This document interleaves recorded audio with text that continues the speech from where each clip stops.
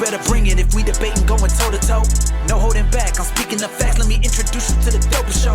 Nerdy D and Milwaukee Mike, bringing the energy. If you a fan of wrestling and especially WWE, this is the Casual Wrestling Show. Casual Wrestling Show. We got opinions, we letting them know. Casual Wrestling Show. Hey, ain't no holding back. What's up, guys? This is the Casual Wrestling Show with Mike and D. I am the official casual YouTube ambassador for Friday Night SmackDowns, Nerdy D, as always, joined by the co-host of the show, the official casual YouTube ambassador for Monday Night Raw, the one, the only, Milwaukee Mike. Each week, we bring you fast-paced hot takes for your listening enjoyment. Today, we're going to touch on a little bit of everything in pro wrestling, including making a casual wrestling top finisher move list. But first, it is time for the opening question, Mike. Yeah. With Gunther's dominant victory on Monday Night Raw over Jey Uso, I got to ask you the question. What's next for Gunther, and what does this ultimately mean for Jey Uso moving forward? I think I'll start with Jey Uso. I think I'll start there. Rightfully so. I think I'll start there because I think, over the last couple of weeks, you've been the critical one. I've been the critical one. So the result makes sense to me, right? In terms of the matchup, right? I think we're going to end up getting Gunther versus Randy Orton. And okay, I think, and you said this last week. I think that's something that I'm personally excited about. I think that's going to be a hell of a match, right? Okay. In terms of Jey Uso, right, you really got to start to wonder what the hell the point of him going on a singles run was for. Because at this point, there's literally nothing else he can do. He's fought for the Intercontinental title. He's fought for the World Heavyweight Championship. He's tried for the King of the Ring. There's literally nothing left for him to do other than go back into the bloodline situation. Go home. It's time to go home. So it's like, what was really the purpose of him going on a singles run? It obviously he got a little bit more popular, he got a little more mainstream. He's got the entrance, he's got the fan support. So that's well and good. That's well and good. But I'm assuming that when he goes back to the bloodline, Roman's going to be the ringleader for that side, going against Solo, The Rock, and that side. So he's going to end up, I think, probably being, a background piece at this point. So wasted opportunity. In my eyes. So, in terms of Jey Uso, that's where I'm at. With Gunther, I wasn't surprised with the result. I saw it coming. I saw Gunther versus Randy Orton next week. I didn't think the bloodline situation happening at Saudi was something that they should have done. It's too early for that. So, that it is what it is. All right, you ready for my answer? Yeah. Yeet season's over. It's over. It's over. Triple H with. just yeeted all over the WWE universe. It's clear. What you said, 100% correct. Triple H has his guy. That's the direction he's going. Wrong fucking direction, but that's the train we're on. We're on the Gunther train. And I don't know if Triple H lost the map of how to get a guy that's this over, like Jey Uso, to the finish line. Maybe he lost the map, but that diamond crown is going to look absolutely stupid on Gunther. Yeah, I got no problem with all of this, Mike. Let's make a better crown if Gunther's our guy. Sure. Like I the little things bother me, but I got a bigger question for you, Mike, because you've brought this into my world. You created the orbit of the 5-move Jey Uso. You brought that into my world. Let's talk about Gunther, because I watched and paid attention last night. Yeah, I don't see more than 5 moves with Gunther. I think with Gunther, I think it's more of a totality of what he's done to this point. I think that's what he has rolling for him, right? I think he is known as more of a ring general. He's put on great matches. I think there was episodes a couple months back where we said, I don't think I've seen a bad Gunther match. Oh, and I'm with you. I'm with you, by the way, because I'm on the boat of 5 moves is okay. If you do those 5 moves extremely well, I am okay with that. But what I see is chop, powerbomb, chop, suplex, chop, clothesline, chop, chop, chop, match is over. Yeah. And I just wonder, I wonder how we become so fixated on Jey Uso. Is it just the pure physicality of what Gunther does like a Brock Lesnar, that we don't pay attention as close. Whereas with Jey Uso, he's more in that size range of like, we expect these guys to do a lot. Is that to you? Is that what you think it is? Yeah, I think it's that, but I also think that he is a good seller as well. He'll take his opponent's best, bag moveset and he'll sell, but then he'll also bring the physicality back. Okay. You see his matches with like Drew McIntyre, Sheamus, where they end up going like 30, 40 minutes. Yeah. You don't realize that it's going that long because I think he's a good in-ring general, a technician where he can take some, but he can also give it. With Jay, I think it's very noticeable, his moveset, because he's not a great seller. And I think with his matches, there's not a lot of storytelling as opposed to Gunther. I think with Gunther, there is some storytelling in the match. There's some struggle. I can get behind that explanation much more than just the black and white 5-move thing. I can get behind, because there were points of that match yesterday when Jay was in a couple submissions. I was like, Jay, you gotta look like this hurts. Yeah, you can't. Like, I get, like, you got your mouth against the ground, but you can't. Here's my only problem, Mike. This is my big issue, and this is once again, this is one of those questions where I'm gonna lean on you for some answers here. Yeah. Is like, y'all have helped me come around on Dragunov a little bit, but like, still with Gunther, I see a guy with no personality. Ultimately, that's what I see. I get the physicality. I get that like he controls the ring, he does these things, but ultimately we did the real long Intercontinental title run. We've seen that. And now it feels like we're just going to transition into a 300-plus day world championship run at some point. And I've got to see something a little different from Gunther. Because I'm going to tell you, on Monday Night Raw, we did this weird thing where he's walking down an empty arena and he looked like fucking Mr. Rogers to me. Like, that was not Gunther's best look. Gunther is, to me, the best when he is the anti-entertainment guy. This is wrestling. I don't do gimmicks. And to have him like in a fucking sweater walking down the stands, to me, was a little bit weird. Yeah, I think there's a couple pieces to this, right? I think one piece is that he's had Imperium, right? He's had a group to kind of lean on in the past, right? He's had some talking pieces, Ludwig. You've seen him cut promos, for Gunther, I think, at some point. Yeah. Oh, yeah. I think with Gunther, he's more of like a continental, like, I almost think of him almost like a William Regal. Okay. Like that is kind of where they're going with it, right? Like he's kind of that European, like, I'm better than everybody. Yeah. I don't really need to have personality because, my superiority is great. And I almost feel like he's taking on a kind of like the old school, right? Where like back in the day, where you had your Russians that were like hated on, and your Iron Sheiks and stuff. So I think that's kind of where you have to kind of put your mind when it comes to Gunther. He's not going to have personality, and he's going to be. I like what you're saying. I feel like they need to lay into that more so that it comes across for like casual watchers. Because there are parts of like, it almost feels at times like Gunther's trying to be a little bit funny to me. Yeah. And it's like, it's a reach. And I'm with you. I like the idea of Gunther being that William Regal. I'm better than you. I'm a better wrestler than you. It's the thing that kind of, it's what AEW tries to sell us all the time, that Gunther actually can sell. I am the best wrestler. I am a technician. I am one of the best at what I do.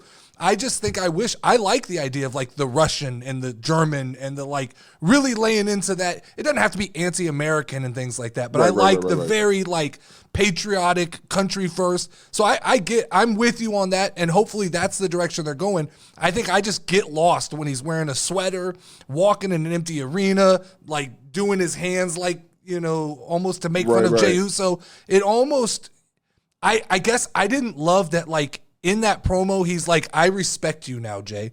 I wish it would have just been like, you're still a joke. Like you continue to be a joke. And I wish after this match, he came out and addressed the fact that like, hey man, you got a great entrance. That's good for you, but it's a joke. It's a joke. I don't need all that stuff to be who I am. I almost feel like, do you remember it maybe a couple months back where he would go and cut promos standing on the announcer table? Yes. More of that. That was the best version of Gunther. And maybe they just tried something. Like, hopefully we don't do the walking down the stands. It was weird. Like, why are you yeah. why are you there? Right. That should be cut in the back. Gunther should always be just in a locker room, just like, I'm getting ready for the match, not wandering around the arena in a sweater. That's not the vision I want of Gunther. I'm with you on that. All right, Mike, your turn. What question did you bring to the show today? Yeah, man. So obviously everybody's been paying attention to these QR codes that are popping up and these cryptic messages, and they finally actually acknowledged it last night on Raw. Michael Cole and Pat McAfee had gone back and forth about it. So I guess, I have my thoughts. I'll wait to hear your answer, but my thoughts are, how would you necessarily book Uncle Howdy and the White Six? Like, how would their reemergence be booked? And how would you book them kind of, going through the next year or so? So I'll tell you, I'm wishful thinking on this because I go on record, I'm not a big fan of the Wyatt Six. I've made that clear. I think that it's like a little bit too late. I think it's playing off of nostalgia too soon. There's just a lot about it. I think I understand what it is to help Bo Dallas and help Bray Wyatt's family. Cool. I'm all in on that. As a wrestling thing, I don't know that I absolutely love it. So if I'm being real honest, what I would do is go completely outside the box with this idea. I would first have them make their first appearance on NXT. Ooh. Out of nowhere. Nobody's expecting it. Just random during an NXT title match. Pick one. They show up. They cause havoc. They leave. And the QR codes start again. And we're all just like, what the fuck just happened? Why? That's not what we were expecting. Then, Mike, I'd have them show up at some random ass backwoods indie show and attack some indie wrestler. Then I'd make a deal with TNA and I'd have them show up on TNA Wrestling and attack a wrestler. And I would set the wrestling media world on fire because you know how we'd react to that. We'd be, what the fuck is going on? These guys, why are they showing? What's the deal with TNA? Why are they at indie promotions? Why are they at NXT? I would continue this on. Because it's people like me who are like, this has gone on too long. I'd be like, fuck you. We're going to do this for a real long time. And we are going to show up. And Uncle Howdy is going to randomly be standing in the arena at times. And we're not going to explain to you for the next 6 months why this is happening. It's just going to happen. And then ultimately, I'd have them attack Cody Rhodes. And I would just have them be basically this anti-WWE establishment, just anti-wrestling establishment that is meant for chaos. I don't want them to care about wins and losses. I don't want them to care about titles. I don't want them to care even about being involved in matches. I just want them showing up, causing chaos. Because when you break down ultimately who is rumored to be in this group, individually, none of them are needle movers, Mike. It's Dexter Lumis. I don't think by himself he can hold the title or do anything. Joe Gacy, Nikki Cross, Bo Dallas. But as a unit, causing chaos, showing up places they're not supposed to, that would be the most effective means to me to use them, because I don't think at this point we've got the Judgment Day, we've got the Bloodline, we've got Karrion Kross's little group. We have enough factions that are covering the spectrum that I don't think you just insert kind of 6, I don't want to call them jobbers because they're not jobbers, but 6 mid-card wrestlers. I don't think you just insert them into a main storyline. So I like just chaos. Pure chaos. That's how I would book them. Okay. I'm not mad at that. So I think for me, I would have scrapped the QR codes. Okay. I think that's too copycat for me, right? I agree. We've seen this. We've been through this. It's too much. I think if I were Triple H and the creative, I would have just had vignettes and promos on TV. Yeah. Like just, you know how they re-record, pre-record, yes. Throw it up. Have some spooky, basically all the videos that they've had on the QR codes, just put it on TV. Just show them. Just put it on TV. So we don't have to do all this digging, right? Because I'm not doing it. Right. Exactly. So in terms of how I would have them appear, I think it's kind of set in stone. I think they're going to show up on Saturday. Or you think so? I hope something's going to, I mean, it can't go any longer. We can't keep doing this. You say that. Yeah, I know, right? You say that. I know. They did 55 minutes on Twitch. That's crazy to me. That's unbelievable. But in terms of how I would book them, right? Now, I'm thinking of Triple H, and I'm thinking of like the Attitude Era. I'm thinking of like kind of way back in the day, right? Okay. The Undertaker had something called the Ministry of Darkness. Remember this? I don't know if you remember that or not. I do. It was a group that he kind of picked people and initiated them randomly. And if you can recall, a lot of these guys were kind of jobbers. Yep. They really didn't have much names. You could kind of draw it together with the White Six, right? You can have one guy, Uncle Howdy. Now you got these jobbers that you're going to kind of bring in and kind of initiate. And as the year goes on, like I agree with you. This is not about wins. This is not about losses. This is about theatrics and just kind of entertainment, right? Yes, 100%. Let's pinpoint victims and let's make it a story and make sure that at the end of it, it all kind of makes sense. Maybe they join the faction, or maybe they're a changed person when they get done with it, right? And I don't know how you calculate that. Maybe it's somebody that isn't really making a name for himself or making noise. Like a Ricochet, for instance. Yeah, definitely. Just out of nowhere, lights out, boom, he's initiated. Now he's a different person moving forward, kind of a little darker. So I think that's kind of where I would go with it, like a kind of a Ministry of Darkness kind of feel. And because that kind of gives you leeway, not having to put titles on people, not having to do wins and losses, just more of just like theatrics storytelling. So I love that idea. I don't know if we're not already too far. I like the idea of Uncle Howdy showing up. You remember for a while, there was the weird storyline where like Tommaso Ciampa got kidnapped? Yeah. I like that idea of like just being in the middle of a match and the lights go off and then Ricochet's gone and we don't know where he is. Yep. And then you cut to like a backstage promo the next week and he's in a dark room locked up with a camera on him. And it is this weird, like, what is happening? And I would love if, like, the next 6 months were the recruitment process. What my fear is that on Saturday, they're just all going to show up. The whole crew. All 6 of them. There's not going to be a reason. We don't know why. We don't know why Dexter Lumis is there. We don't know why Nikki Cross is there. They're just there. And now they're the new Wyatt family. And I like your idea. I like the idea of, like, Bo Dallas coming back and being like, Bray has spoken to me, almost like a cult leader. Bray has spoken to me, and you are one of the chosen.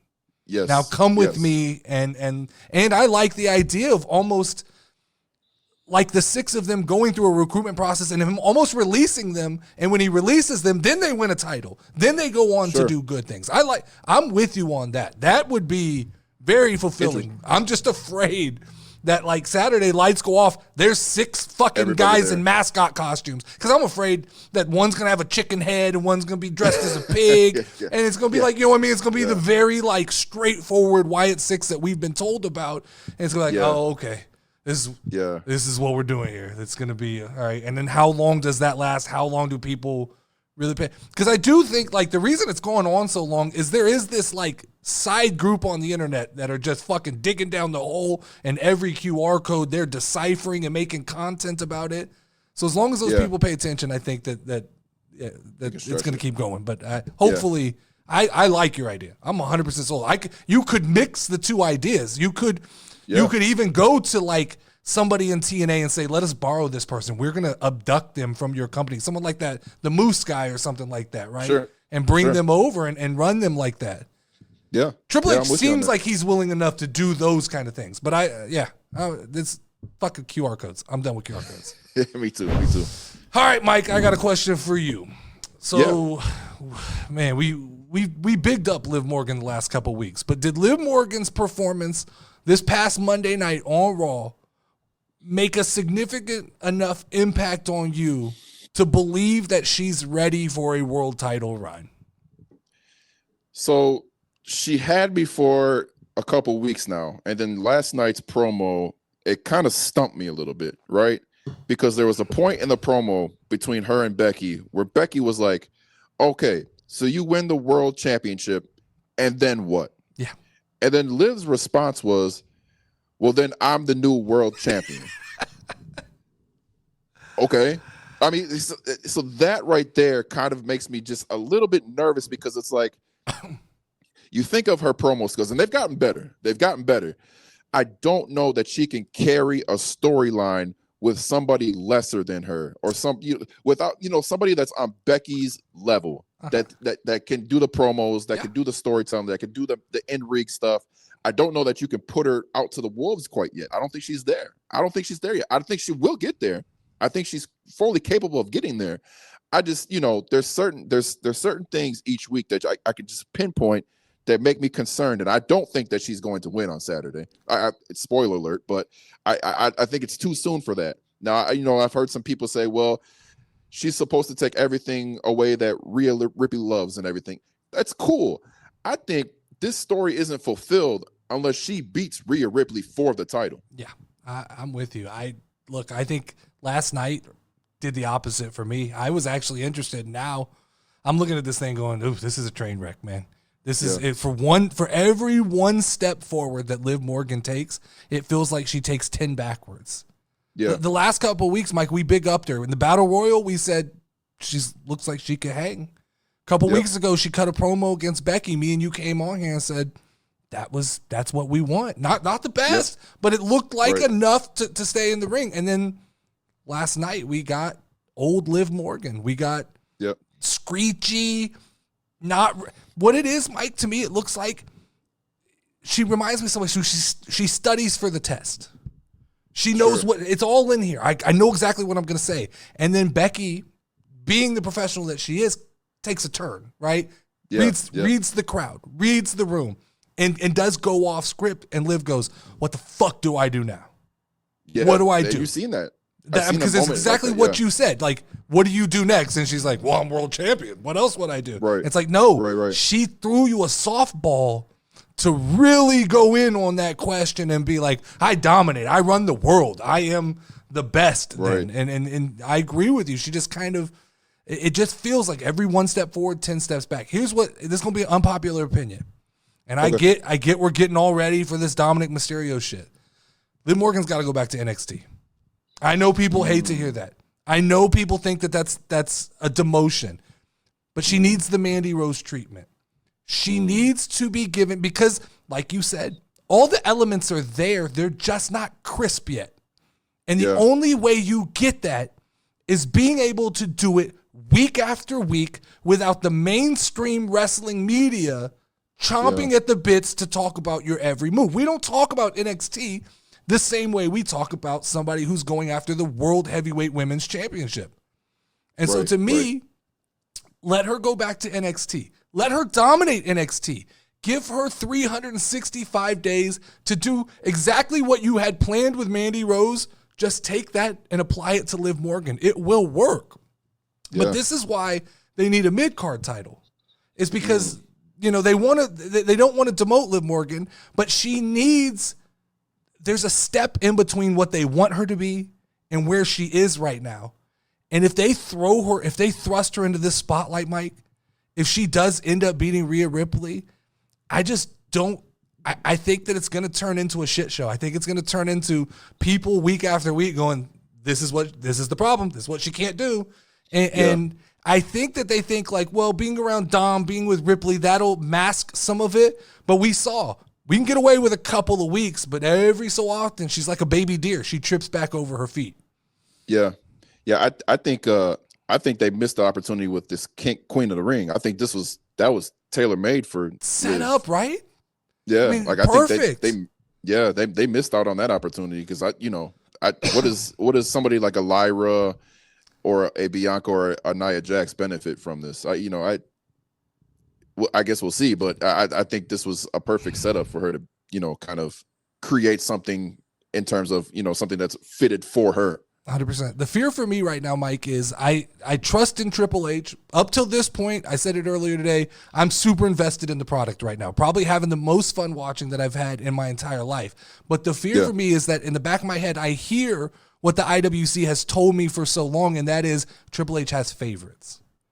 And that he will book those favorites no matter what the crowd's kind of saying, no matter, and like, is Liv Morgan one of those favorites and he's going to put her in an unfavorable situation? Is Lyra Valkyrie one of those favorites? Because I'm with you. Like, I get thrusting somebody into being Queen of the Ring. It'll elevate her very quickly. But up until this point with Lyra Valkyrie, I haven't seen anything that makes me go like, she's not the next Becky Lynch. She's still very green around the edges. And I feel like if your idea was to thrust somebody into superstardom, Tiffany Stratton was there for the making. So now I'm with you. It's like it becomes, is it Bianca? Which I don't think she needs it. I just don't think she needs it. I said it yesterday. Anytime Bianca Belair wins, I'm never going to complain. Right. That's my number one. That's my favorite wrestler. So I'll never complain. But the realist in me goes, I don't, like, of everybody in this tournament, I feel like she's not the one. I guess Nia Jax could. It makes zero sense. Why? Right? Why? Makes zero sense. Couldn't get the job done against Becky and Liv and all them. So then she wins King of the Ring or Queen of the Ring. I'm with you. This was tailor-made for Liv Morgan to be the Queen of the Ring, and it's that kind of middle step that you need to take. But they seem hell-bent on doing the Judgment Day and Liv as champion, and it scares me going forward because I don't know. There's a part of me that goes, just leave it on Becky, and we'll figure it out the next couple months. I agree. All right, Mike, it is time to make our casual list this week. This week, we are going to do the top finisher list. This one, I think, will be a little more contested than last week.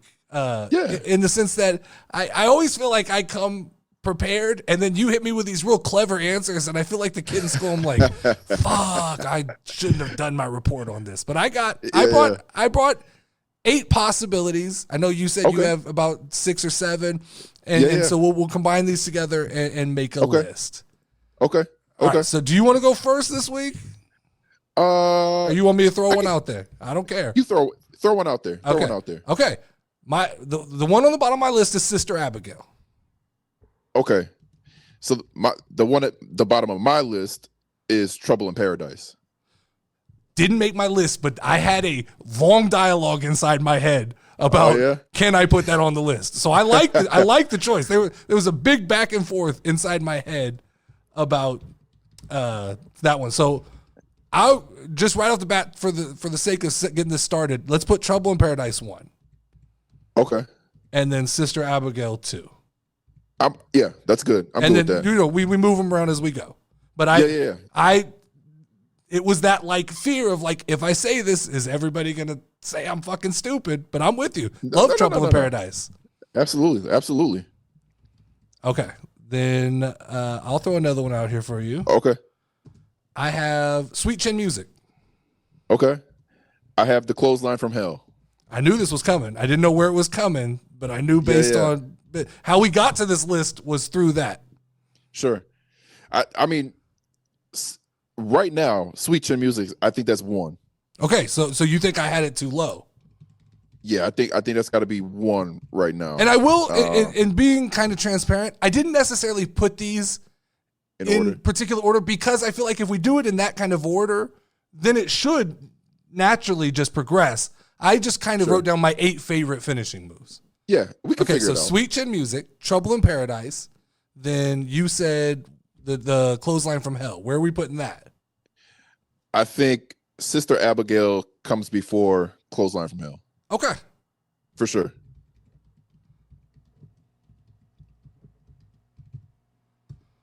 All right, I'll throw another one out. No particular order. I have the F5. Okay. I struggled with that one because I thought heavily about that one. Okay, tell me about it. I'm easily swayed. I put the GTS. I only didn't put that because I feel like people just fucking say that I say everything CM Punk. But I think the GTS is better than the F5 personally. I do too. I'm telling you that I get anxiety on these lists, Mike. Honestly, I don't know how you feel about. I'm leaving the F5 out. Yeah, no. I'm okay with that. So sometimes I think it comes down to an either or. I don't want both on the list, and I am 100 always going to be okay with putting something CM Punk on a list. So I'm going GTS is fine. Now, where that goes can be interesting. I think that's got to go before Clothesline from Hell. So after Sister Abigail? Or wait, when you said, sometimes I think we're talking backwards. I'm moving down. You're moving down. When I talk. So right now we have Sweet Chin Music, Trouble in Paradise, Sister Abigail, Clothesline from Hell, and then GTS needs to be slotted in. Okay, so I think Trouble in Paradise has to move down. Okay. So I think you go Sweet Chin Music so far. Okay. You go. I'd probably go GTS. Okay. I'm not mad at that. Then you go Sister Abigail. Okay. Clothesline from Hell. And Trouble in Paradise. Trouble in Paradise. Okay. All right. I think we I'm got good that with that straight so down. far. Yeah, I think sometimes when we're talking, we're just talking in different directions. So you say put it before, and I'm thinking, okay, above. So I'm usually talking down a list. Got you. Got you. Next, I have a sharpshooter. Ooh. Okay. I don't love submissions, but I felt like I needed one on my list. So I have. It's kind of like a combo, right? Because he did it. He kind of did it as a combo. Okay. I have the Goldberg Spear / Jackhammer. So in all fairness, Jackhammer's number 1 on my list. Okay. Yeah. I love that. That's my favorite finishing move of all time. So I feel like it's a combo. Yeah. No, I'm with you. It was always in succession. So yeah. I'm good with that being 1. You okay with putting that 1? Spear Jackhammer for right now? Yeah. Oh yeah, absolutely. Okay. Absolutely. I just have I was never a WCW guy, but like everyone that made me pay attention when I was watching. Was that combo. For sure. Okay, Spear Jackhammer combo, Sweet Chin Music, GTS, Sister Abigail, Clothesline from Hell, Trouble in Paradise, Sharpshooter. Are we putting it just at the bottom just so it's there? Put at the bottom. Just so it's there, and then it's there. All right, let's go. I got Stone Cold Stunner next. Yeah, that's got to be on there. It's got to be. I mean, to me, that's one of the most iconic. I think this is where Sharpshooter gets taken off the list. Okay. And we put Stunner 2. Yeah, I'm with you. So yeah. Okay. Which gives us 4, 5, 1, 2, 3, 4, 5, 6, 7. So Sharpshooter's still there, but it's going to come off on the next one. Yeah. Okay, so what do you got? So we have 2 more spots, correct? Well, technically, I'm just making the list, and whatever stays on the top of the 8 is the top 8. So we have. I got you. I'm putting everything on the list and just letting them fall as they go, except the F5 I didn't put on. RKO. Yeah, I have that 3 on my list. Yeah. To me, it's the cleanest finishing move of all of wrestling because it just 100% so organic, happens anywhere. Yeah. So where is it? I put that 3 for sure. Yeah, 3? I'm good with that. Okay. Oh yeah. Okay. Yeah. I'm with you. Yep. All right. I had Tombstone Piledriver. I'm not big on that. It was the theatrics of it, I think, to me. No, it was the folding the arms. It was the Undertaker's finish. To me, I think it was just the whole experience of the Tombstone Piledriver. It's still just a Piledriver. I get it. Makes sense. I have Batista Bomb. Okay. Batista Bomb. Okay. Now I only have 1 more on my list, and I feel like I could replace it with something else. What do you have on your list? Let's talk about that because I'm out. So I have the Black Mass. Are you familiar? No. Aleister Black. Is the spinning? It's the kick, right? Yeah. I like that. I would put that in instead of Trouble in Paradise. That's where I'm at. Okay. It's called what? Yeah. The Black Mass. Mask or mass? Mass. MASS. Gotcha. Okay. Yeah. So right now, as it stands, okay. Spear, Jackhammer, Stunner, RKO, Sweet Chin Music, GTS, Sister Abigail, Clothesline from Hell, Black Mass. But I feel like you said something else. Batista Bomb. Batista Bomb. Ooh, there's one that I feel like we're gonna get shitted on if we don't put on here. What's that? The Rock Bottom. So it's to me it's so not simple. It was The Rock that made it. The Rock made it the move. I get what you're saying. We're gonna take shit, and it was one of those like inner dialogues where I was like, and maybe in the same vein as like you said with the Undertaker. It's so simple. We see so many people do the same move. It was just the way The Rock delivered it. Yeah, you know what? I'm good with what we got. I I think that's good. I think that's a solid list. I do too. I'm okay with it. I think we cover so many bases here.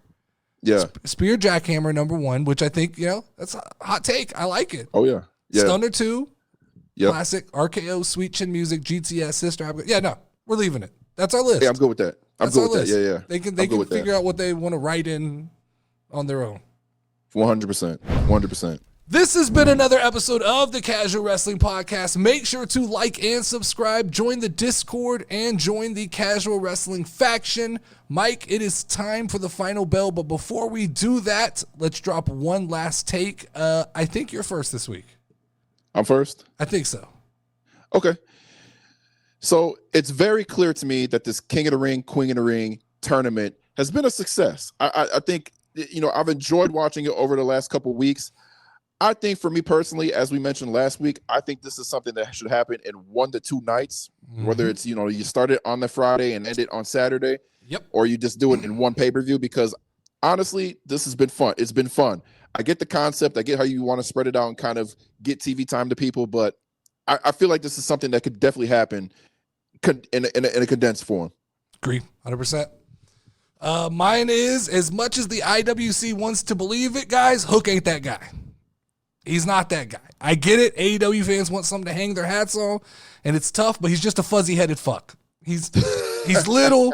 He's not, I've seen enough Hook matches now to understand that he's not the guy. He's not the guy that they want to make him be. He could be a guy. He's not the guy. He's just another IWC indie, no personality darling that he can wrestle, but his dad was a wrestler. He's technical, but that doesn't get you over. He's going to have to develop something outside of looking like the guy from Punch-Out. He reminds me of the little kid from Punch-Out, the little Lil Mac or whatever his name was. Like, they're going to, and the problem is AEW doesn't do any character development. But if we can get him over to WWE, we could probably fix him. We could get him a character. He's got all the tools, but right now he's not that guy, Mike. Hey, you better bring it if we debating going toe to toe. No holding back, I'm speaking the facts. Let me introduce you to the dopest show.